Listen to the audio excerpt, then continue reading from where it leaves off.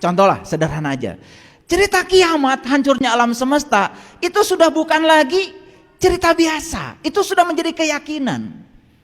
Padahal tidak ada dalam kamus bahasa Arab kiamat artinya hancur. Kiamat itu artinya bangkit. Makanya qiyamul lail kan bangkit tengah malam. Sekarang bangkit dengan hancur, itu dua kalimat yang berbeda. Loh, kenapa setiap orang sekarang memahami kiamat selalu saja hancurnya alam semesta? Pernah belajar astronomi enggak? Saya mau nanya, yang namanya alam semesta yang dibayangkan oleh kita tuh apa sih? Galaksi Bima Sakti nih, galaksi Bima Sakti, yang kayak galaksi ini itu miliaran jumlahnya, belum terdeteksi sampai sekarang. Planet yang kayak bumi di galaksi Bima Sakti itu jumlahnya sekitar 250 miliar buah yang kayak bumi ini. Terus bumi kapan sih datangnya? Bumi ini pendatang baru. Bumi ini tidak seumur matahari. Matahari itu sudah 12 miliar tahun. Bumi ini umurnya baru 6 miliar tahun. Dia pendatang baru. Dan suatu saat bumi juga bisa hilang. Hanya debu kecil yang terapung-apung di semesta raya yang besar ini. Terus kalau kiamat hancurnya alam semesta, yang mana yang hancur? Saya pengen nanya. Karena tidak ada kata-kata Allah Maha Penghancur. Yang ada cuman Allah Maha Pencipta. Dia Al-Khaliq. Sudahlah, kiamat yang itu gak usah dipikirkan. Karena Nabi Muhammad bilang kiamat sudah dekat. Jadi kiamat itu sudah dekat. Sedekat apa kiamat dengan kita? Dekat banget. Karena yang memutuskan kita mau kiamatnya kapan, ya kita sendiri. Karena kiamat artinya bangkit. Bangkit dari ketidaksadaran, itu kiamat. Bangkit dari lupa, itu namanya kiamat. Bangkit dari kematian, itu namanya kiamat. Kematian apa? Bukan kematian yang sesungguhnya. Kita hidup tetapi seperti orang mati, tidak punya kesadaran. Yuk kita bangkit sekarang. Itu kiamat yang harus kita alami. Kalau kiamat yang itu bahwa bumi akan hancur, yes, saya percaya. Karena bumi juga tidak abadi.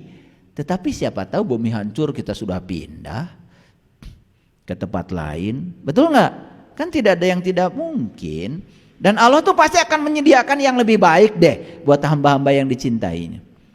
Tapi daripada kita cerita kiamat hancurnya alam semesta, lebih bagus kita cerita kapan kita mau bangkit. Gitu aja kan?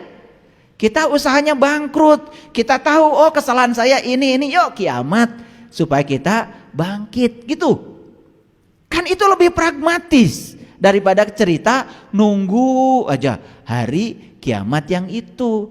Karena kiamat tidak ada kaitannya dengan hancurnya alam semesta. Karena kiamat sendiri artinya adalah hari berbangkit. Siapa yang menentukan hari itu? Ya kita sendiri mau kapan. Sederhana kok. Maka Rasulullah mengatakan kiamat sudah dekat. Mau kiamat? Iya. Oke, ulangi ya. Ketika kebohongan berbaju kebohongan tidak bahaya.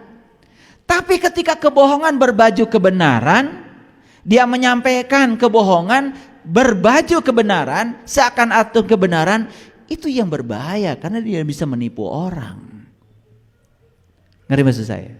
Oke. Jadi judul ini sudah ngerti? Kenapa judulnya begini? Kenapa kebohongan setengah kebenaran? Kalau sudah ngerti baru kita lanjut. Oke.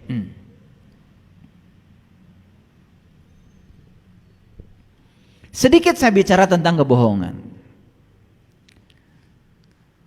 Aku tidak pernah marah jika kamu sering berbohong.